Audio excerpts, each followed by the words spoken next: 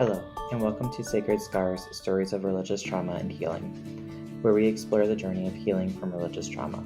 Today's episode may touch on sensitive topics. If you find it challenging, please practice self-care. Take breaks, talk to someone you trust, or consider seeking professional support, such as therapy and/or spiritual direction.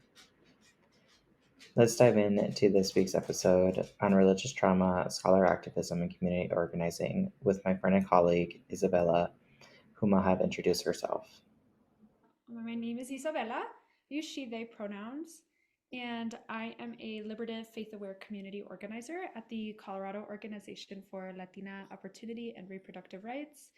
I'm also working on my dissertation at the University of Denver and Iliff School of Theology in creating a queer ethics of Pasale, looking at images of queering Our Lady of Guadalupe in Chicana and Mexican American households. Awesome. And what brings you to have conversations about religious trauma? Oh gosh. Well, oftentimes I find that when I'm engaging in conversations about religious trauma, it's in a community organizing space because I identify as culturally Catholic and was raised in a predominantly progressive Catholic household. I have been able to, I feel like more, I've had um, just like an easier time of accessing liberative messaging.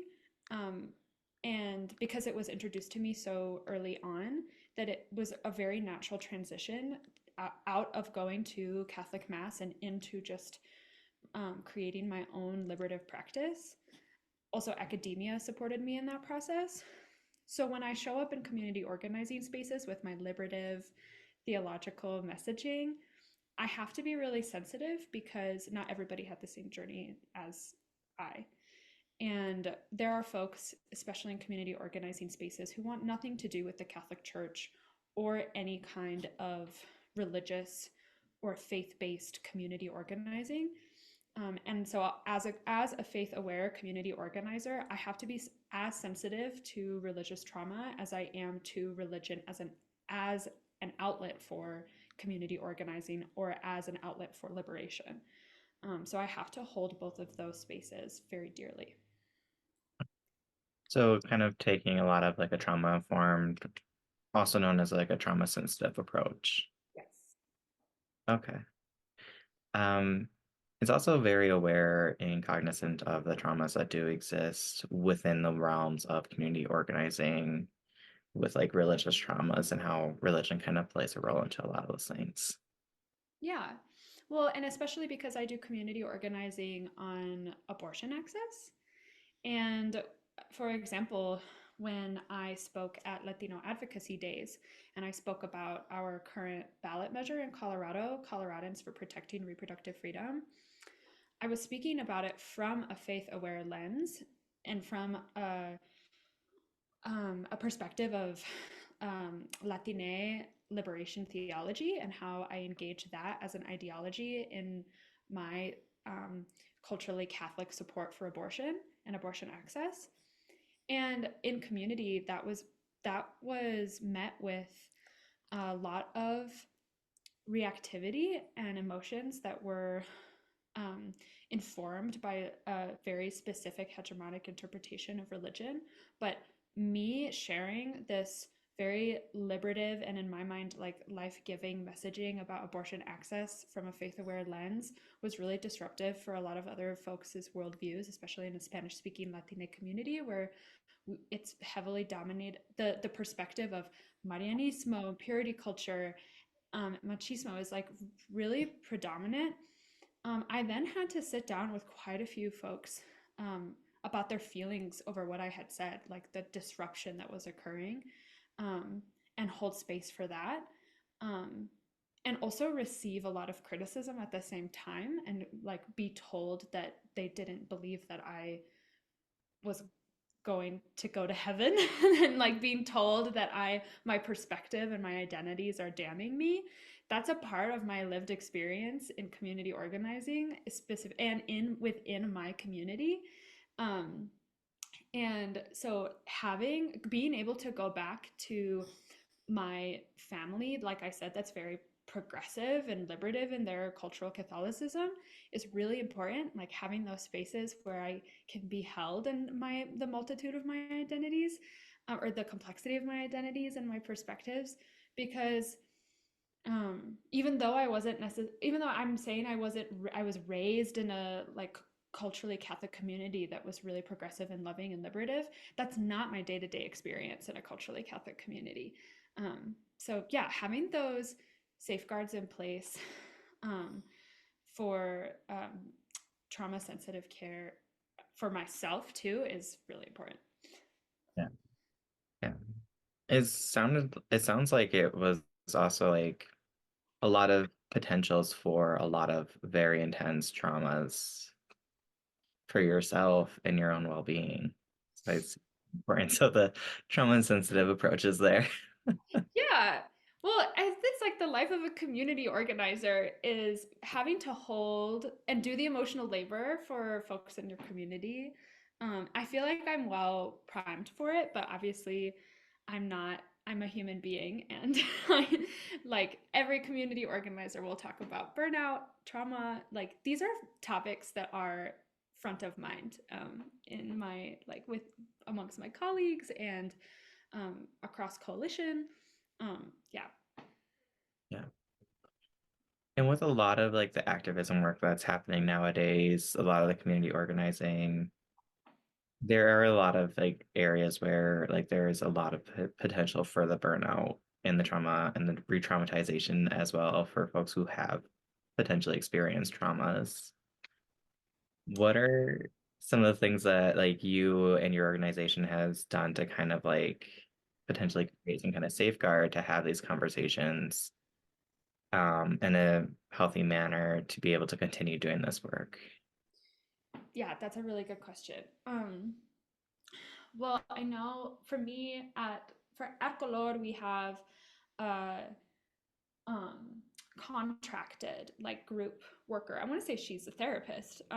We actually we meet with her quarterly, I want to say, and just to check in with how we're all feeling as organizers, as managers, as directors, and have an opportunity for us to really share what areas of the work are like really laborious or really hurting us at this moment.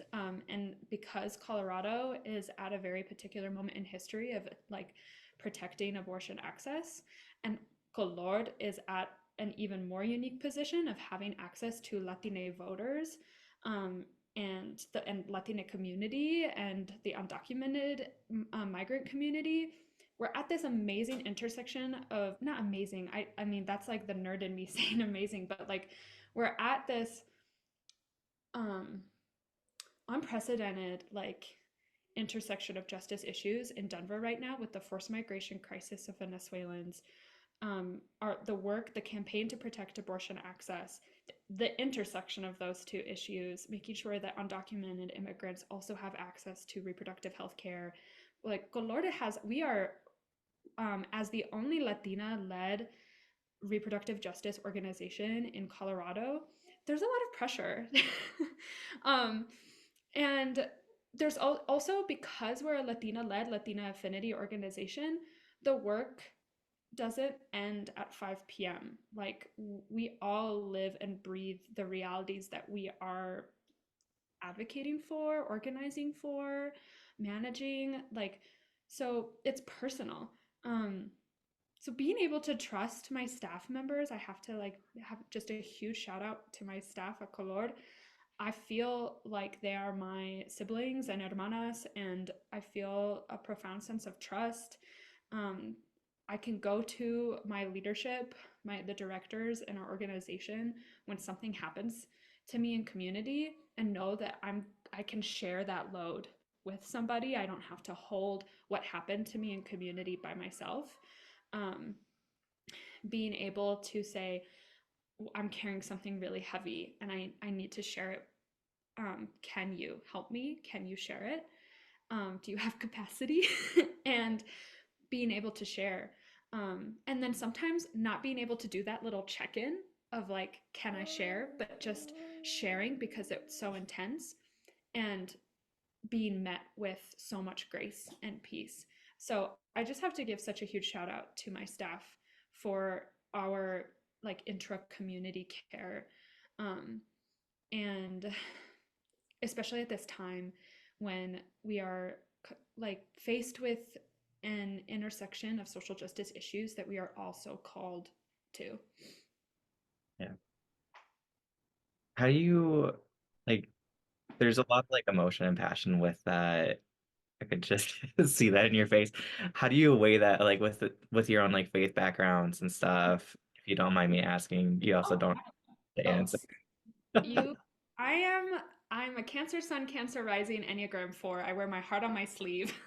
so, so whatever you want to know, I'll tell you.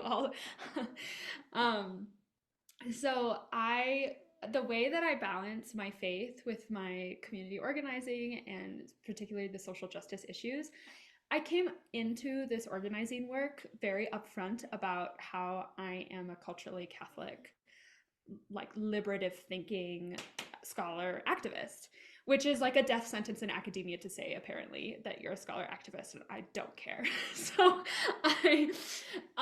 I, I was really upfront about that at Colord and have experienced so much acceptance, so much support because it's needed. The Martin Luther King Juniors, like of our generation, are pretty siloed into, or the experience, I should speak for the experience that nonprofits and community organizing groups like Colord are having is that faith and religion seems very separate from the work that they're doing. But I'm coming into it saying it's so connected to me. Like my faith informs my activism. My faith also informs my scholarship. And my scholarship informs my activism informs my scholarship. It is a trilogy. Or what is that called? No, not a trilogy. It is a, what is that? Trinity. Sorry. It is a trinity. And I couldn't do one without the other two operating in full force. And so I was really transparent about that when I began working at Colord, and it was so accepted because it's also needed, that perspective, especially in Spanish speaking Latina communities that are so, if we're not like a practicing faith group, very culturally, and if not Catholic, in Denver there is Seventh Day Adventists, and there are Wisconsin Synod Lutherans. Those are really conservative denominations, but they're so involved in the current forced migration crisis. These churches are experiencing intense like demographic increases because of Venezuelan migrants, and these migrants are going to churches for support. And so we at Colord would be remiss not to engage with the Spanish speaking churches in our community to provide, because what we do as an advocacy organization, a policy organization, we pass policy, we pass bills that create access to reproductive health care for undocumented migrants. And so having someone like me where I feel really passionate about engaging with faith communities has been missing. And so being transparent about that when I would about my faith and about being culturally Catholic was actually a plus for me in my experience. And again, I think that's a tribute. I want to attribute that to the very specific moment in history that Denver is experiencing. I hope I answered your question. I'm really embarrassed that I mixed up trilogy and trinity. Happens. Happens to me all the time. How do you define like you mentioned being culturally Catholic. How do you define that? Yeah, so for me, this is something that I feel like I learned in academia. I can't pinpoint when or where, or probably with a mentor.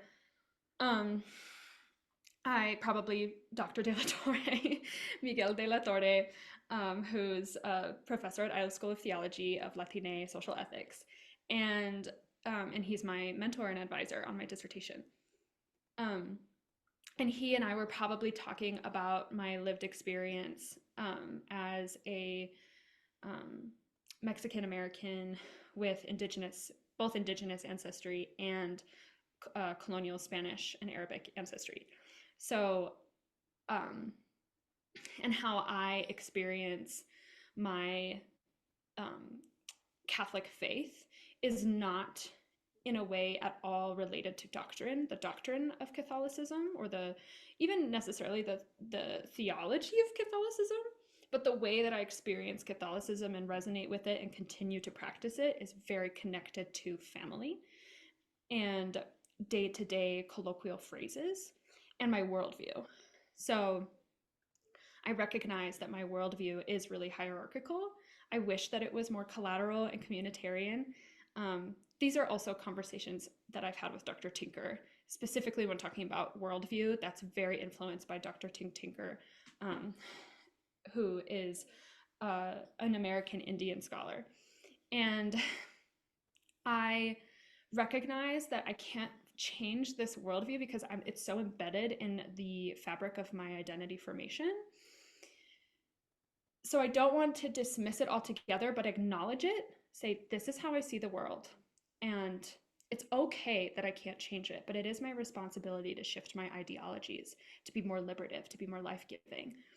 And I've been able to do that within my own Catholic worldview, specifically by engaging in the queering of certain religious figures like Our Lady of Guadalupe has been really liberative and meaning-making for me, and that's happened within my community. Chicanas have been doing that work for decades. And Our Lady of Guadalupe has been used as a liberative social symbol for decades as well, specifically for Latin Americans. But more specifically for me, an example is when I live with my father, and or he lives with me, either way, whatever sounds cooler. Me and my dad live together, and when I leave my home in the morning, I always get a blessing from my dad, in el nombre del Padre, el Hijo, el Espíritu Santo, and we say vaya con Dios, or que Dios te cuide. There are these colloquial sayings that are part of my farewells and part of my greetings that are really embedded into the day-to-day routine of my life. And doing prayers and rituals with my father, and before, when my abuela was alive, with my abuela. These are really important parts of my identity. And they're also very hybrid because of the specific cultural experience of Catholicism in Mexico that has a particular history of Spanish colonialism and integration into indigenous practice. We celebrate Dia de los Muertos. We honor and commune with our deceased loved ones. We do lots of cleansings. We do ceremony. We engage in that part of our identities as much as we engage with the colonial Catholic part of our identities, and that's really special to me. And so I'm unable to let that go completely because of how it is embedded in my worldview.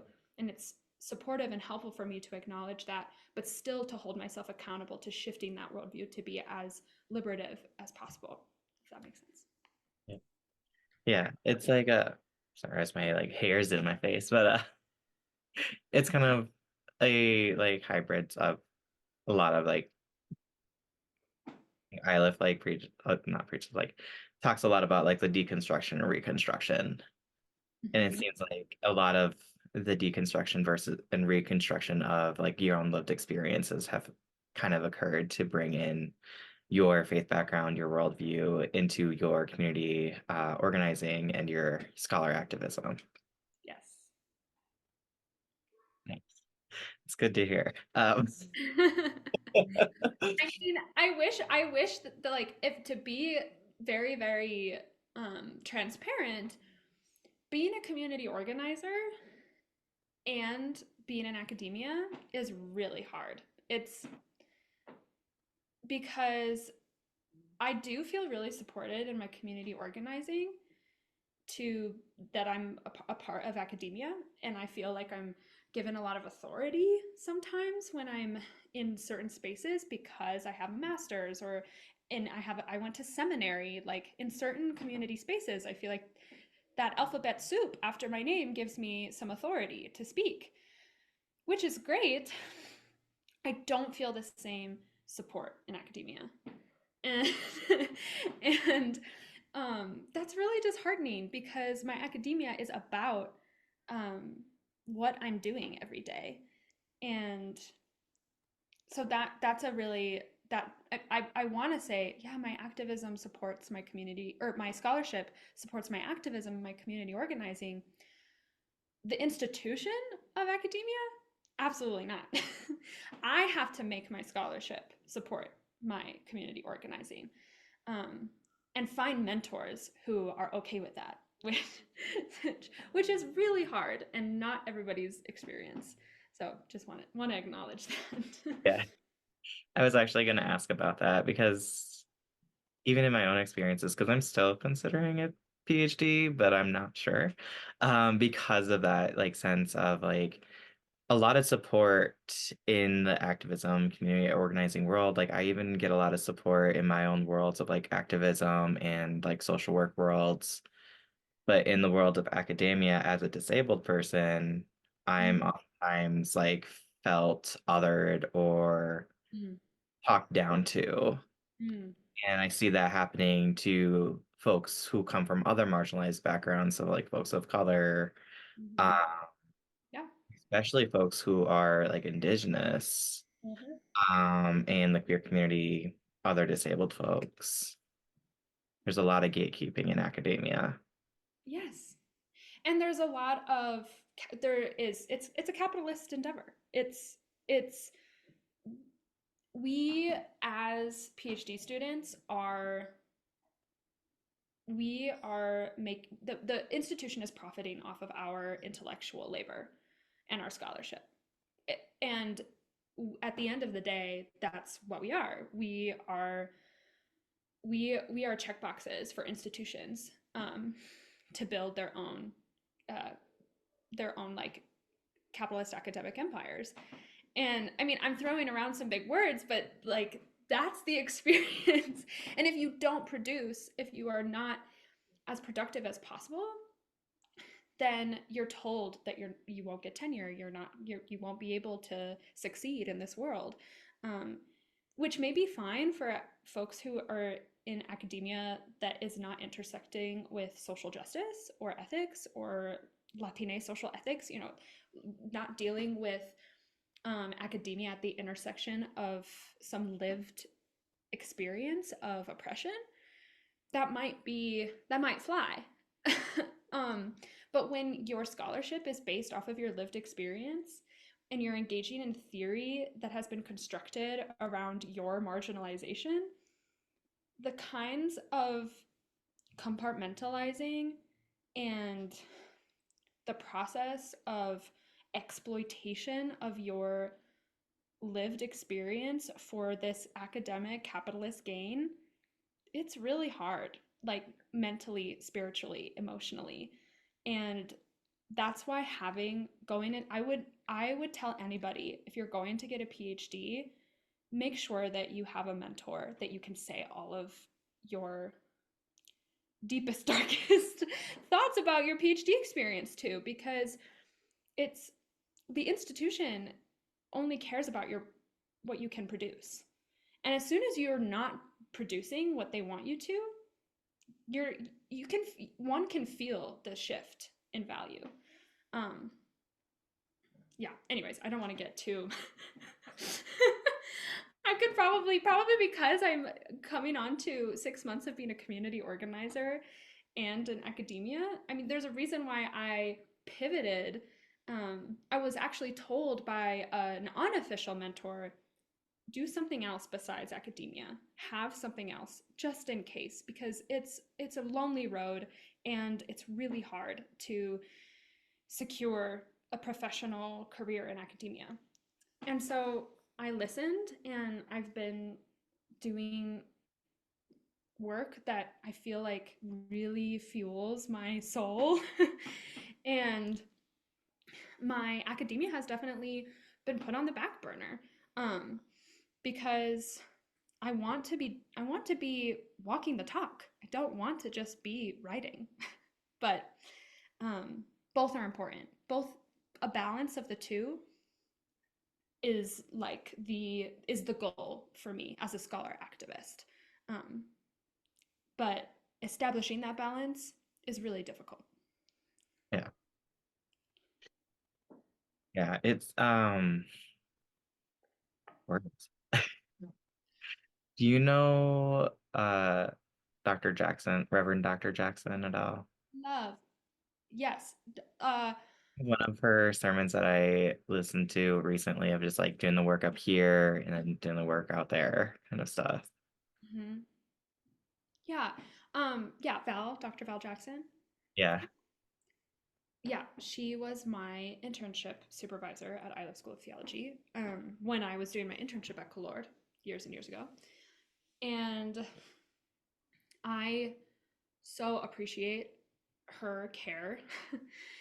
So having mentors or having unofficial mentors, having professors, I mean, and she was like a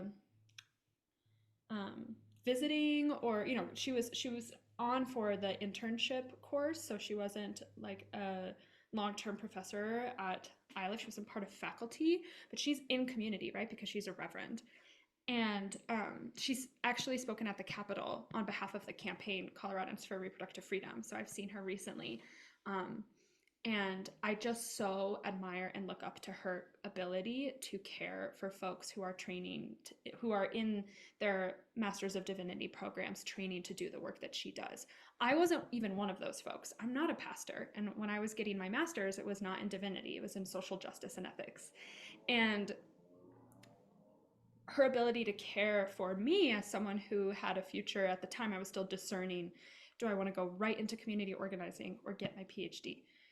I decided to get my PhD, and she was so attentive to um, my specific journey that was apart from doing pastoral care um, and ministry, and having folks like that who can truly mentor you at the intersection of your needs is so vital in scholar activist work in academia that's related to justice work. Um, and I think that ministry work is justice work when done well. I agree. I think like ministry and justice should align more than they do. Absolutely. I don't think like the church should be like fully into politics, of course, but I think in terms of like ethically practicing what you preach kind of thing, there should Yeah, be some amount of social justice. absolutely. Absolutely. And something that I've seen just in some organizing work and some research work that I'm also doing with um, Hartford uh, International Institute for Religion. I'm sorry if I got the name wrong, Hartford.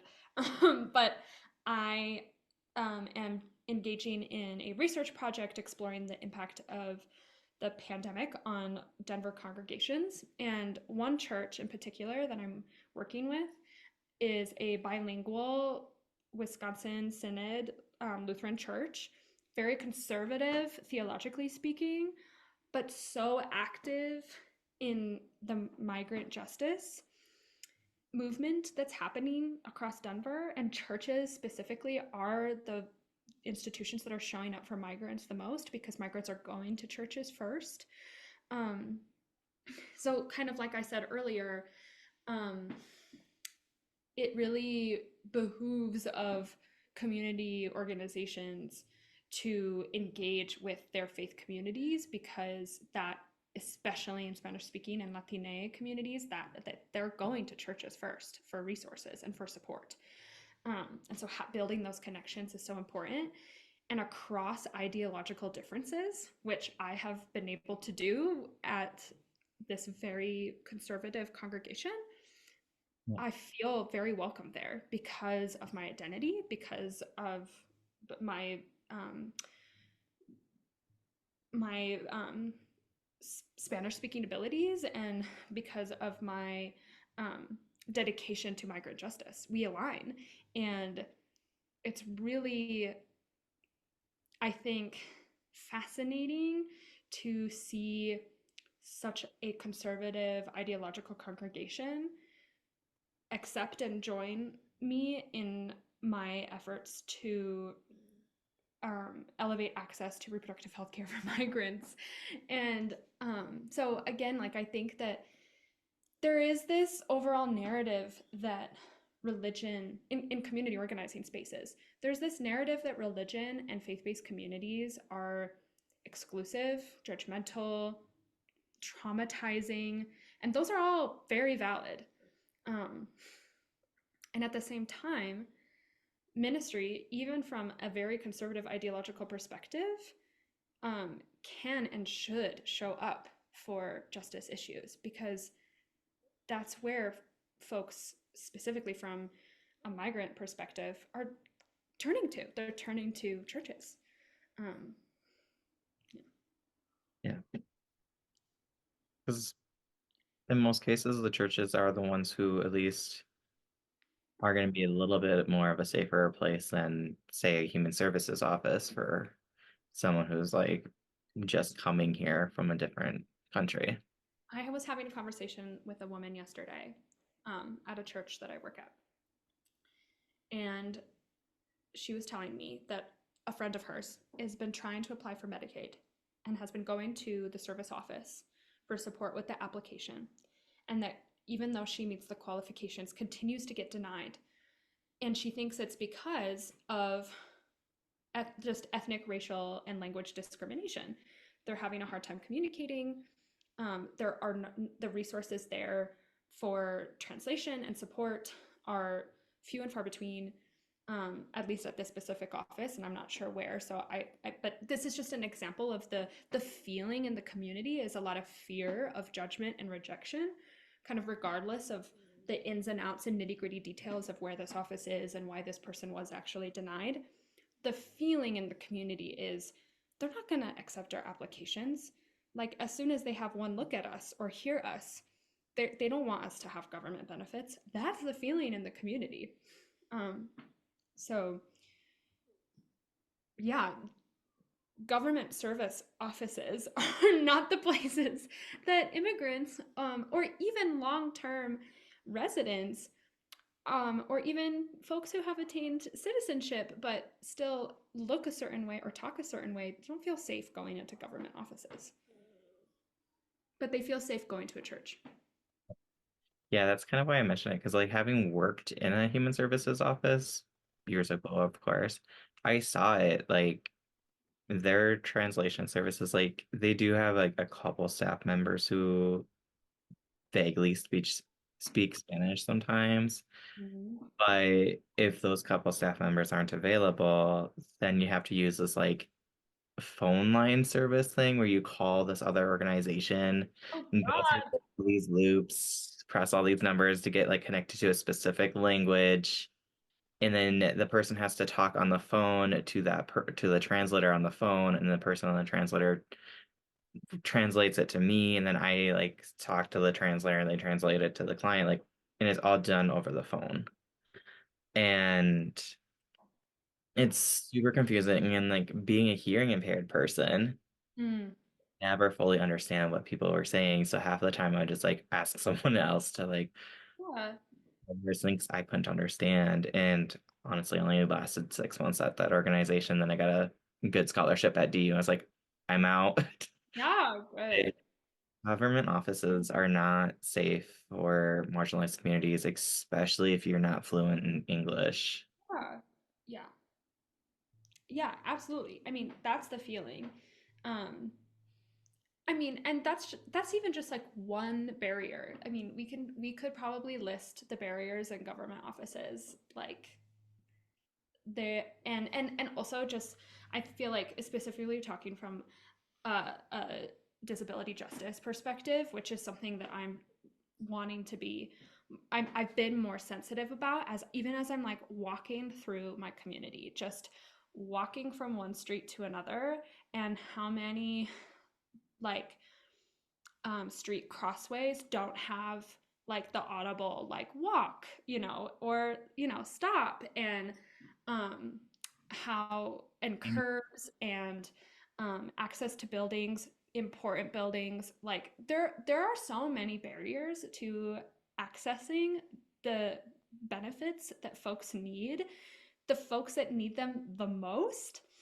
And so, I mean, if you can't even get into the building, if you have disabilities and you can't speak English and you don't have citizenship, I mean, it's we're just not set we have not set up a system where that is supportive to the intersection of those needs. Um, yeah. Yep. I even see that, like, being someone who works at a community mental health center, I even see that at like community mental health centers where there are oftentimes like revamped buildings that they had gotten and just like kind of redone. So like accessing the building is not always accessible with like I'm trying to like gauge how much I can know because they did give me instructions. That's still what I can say and what I can't. No worries. But like going into the building that I work in, there's two automatic doors, but then there isn't one going into the lobby. Mm. Doorbell still to like get buzzed in. Fabulous. You still have to like pull open the door, and the doors are all super close to each other. Like me going in with my therapy dog, even I have to like take extra steps. Granted, I am a large human and my dog is a large dog, but I have to take extra steps to just like hold the door open and then like lead him into around the door. And Yeah. there's like full doors, and it's I just work like, at, I'm so sorry. I work at the Colorado, my office is at the Colorado Health Capitol, and the automatic doors to enter don't work. At the Colorado Health Capitol. When my hands are full sometimes, and I like, press my backside to try to open the doors, and it doesn't work going from the parking garage to the office building. And it's like, come on! This is supposed to be. This is the Colorado Health Capital, and our automatic doors don't work. Mm-mm. but for some reason, then it doesn't even surprise me. And Oh. like another thing that's oftentimes to like being someone who's hearing impaired, Mm. there's so many barriers Mhm. everywhere. And then if I am experiencing an issue, people oftentimes just tell me to just turn up my hearing aids. So I'm not hearing impaired, but my dad is, and he also English as a second language. He's a permanent resident, but still has a lot of anxiety about speaking with folks in positions of authority, specifically people in uniforms. And he has a lot of anxiety leaving the house. So he also has um, been uh, diagnosed with um, general anxiety, and so all of the a mental health diagnosis, an immigration status, English as a second language, and being hearing impaired, having opened my home to sharing living space with him, I have become so much more protective and sensitive about his lived experience, and frustrated. And I think that that also really fuels why I show up in community organizing spaces, maybe a little bit more than academic spaces, because it's personal. I feel really impacted and um, motivated by the love that I have for my family and for the people and for the people I provide for. Yeah, yeah, it's just understandable. Uh, and it's just like those things are oftentimes so dismissed, especially if they're invisible. Mm-hmm. And hearing impairments can sometimes be considered invisible because you can't always see a person's hearing aid. Mm-hmm. Yeah. Yeah. We're a big subtitles family here. I'm actively reading captions right now. I've grown up with it because of my dad, so I am so accustomed to it now that I really don't enjoy any visuals without captions. I can relate. Yeah. I've advocated a lot for different organizations to start using captions, and it's like it's literally free when you do presentations with Microsoft PowerPoint. Like when Mhm. you're presenting, it's literally just click the CC button and then your captions are there. Mm. Yeah. Yeah, so many of these solutions to access to accessibility are are right there and it really just sometimes takes that perspective and or that one person and I think that we're slowly seeing some changes um just in thinking about how something that's become a norm, at least in the organizing spaces that I occupy, are sharing pronouns. And I remember 6 years ago that being a scary thing to be doing, at least feeling it me personally. It also, though, the folks who um, initiated that identifying process, it created such a like liberative space for folks who maybe were feeling, I mean, speaking from my own perspective, feeling a certain way about gender without having the vocabulary or the the ability to verbalize what was occurring emotionally, physically, in in their identity formation. And so I'm just like so grateful to having like gone through that. I was like, why am I experiencing discomfort when I say my pronouns or she or her? It's like, why is that causing something inside of me? um, and like going down this journey of self-discovery because of that, and now feeling like really confident 6 years later saying, yeah, my pronouns are she, they in every staff meeting that I'm in. Um, just that little piece of access and identity transformation that has occurred because one person brought it up one time in a class of mine, probably at Iliff. And I like how that has changed my life and now, and I think several other people's lives too, to then be in professional spaces or even be able to name when they are looking for professional spaces or work that I want to be in a gender affirming environment and that that is valued. I mean, so like change, I've witnessed change in certain in certain aspects, and so I can only hope that that it keeps happening, and I'm here for it, right? Right.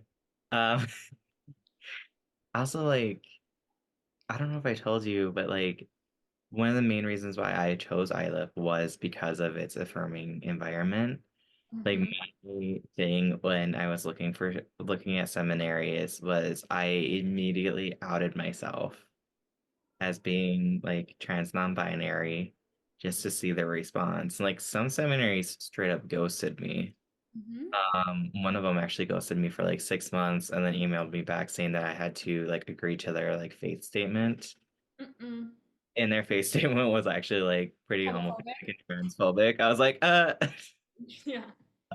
but Iliff was actually the most affirming. Mm-hmm. Although like Iliff can be problematic at times because no institution is No perfect. institution is perfect, but yeah, I agree with you. Mm-hmm. Yeah, they were at least the most affirming. I agree. Um, when was I came out in high school and as bisexual, and I feel like there's now this. Now I'm like, am I just pansexual? Because I feel like everyone's mad at the bis right now because there's like this. There's I'm not into trans folks, and so I need like there's just this whole it within like the like very sapphic like bisexual community of like, are we pan, are we just pansexual and we just like need to get rid of this bisexual term? um that's something that I've been talking about a lot, like in my queer community and with my partner. And I but I remember like when I was looking for graduate education, I also named that I wanted it to be queer affirming, and I absolutely felt that at Iliff. Um, and at the time, Iliff also had just a very pleasant split of white and POC and BIPOC faculty. Um, and so I'm proud, even though I feel like maybe I have been poo-pooing academia throughout this entire interview. I'm really proud to be an Iliffian, because out of all the capitalist institutions that there are, out of all of the places that one could get a master's and get a PhD, I'm grateful to be in a place that's I'm able to say that without fear of like being reprimanded. I'm able to say and critique the institution. And I know that Iliff would be like, yeah. Or my mentors would be like, yeah, absolutely. No one's going to be upset with me for being loud about how academia is not necessarily supportive to activism.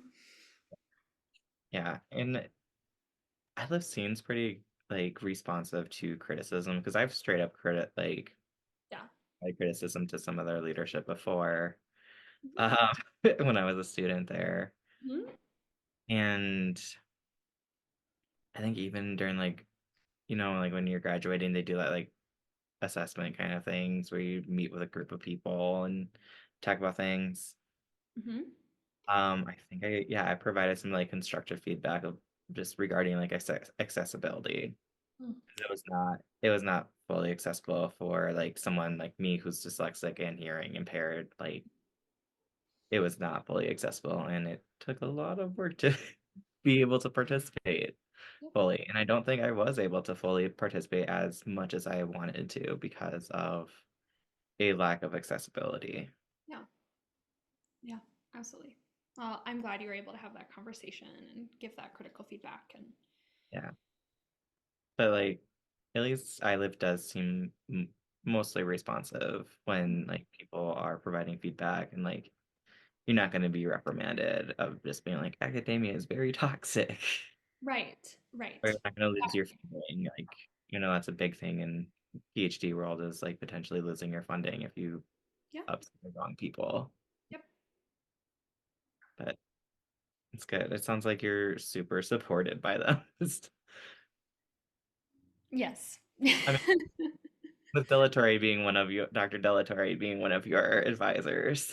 Yes, yes. Dr. Dalit, yes. I'm again like I wouldn't have gone into this PhD journey if it hadn't been for securing a mentorship or feeling like I had support going into it. Um, so yeah, I'm grateful. I'm grateful. I feel like I say that every single day. Um, and I'm grateful that I have a space at Iliff, at Colord, in Colorado, where I feel supported in my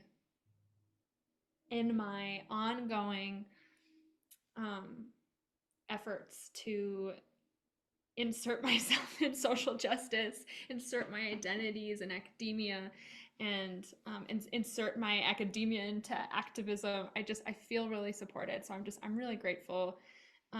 With all the criticism I feel like that I have shared about the burnout and trauma of community organizing and the like kind of capitalist exploitation of academia, I'm still really grateful that the two organizations that I've really committed myself to over the last couple of years, because I did my internship with Colord years ago in 2019 to 2020.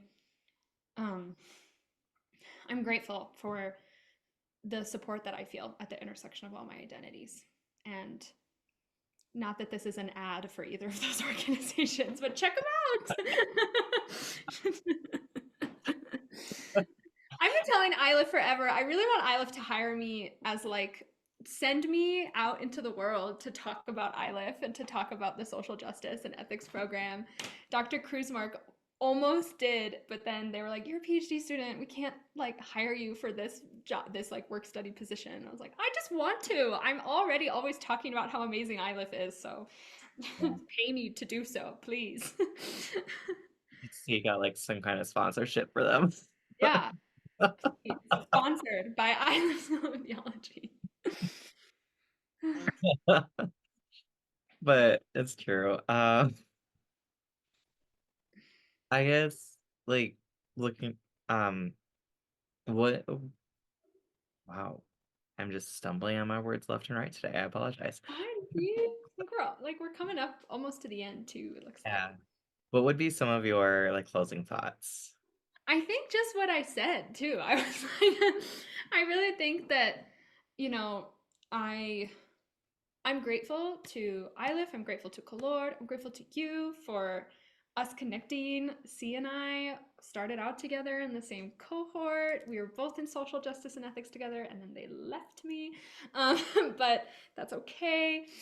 I I'm just so excited for you and support you so much from afar and from what I've seen on what you're doing on social media. And I'm so grateful that you have a practice now. Also, shout out to the therapists in Colorado who, because I love my therapist. Um, I've been seeing her almost every week for the last 2 years, and I wouldn't be able to show up in academia, in my relationship, in community organizing without her. So thank you, C, for the work that you do because that just the kind of emotional labor to also like do podcasts and be a therapist. Um, just blessings to you.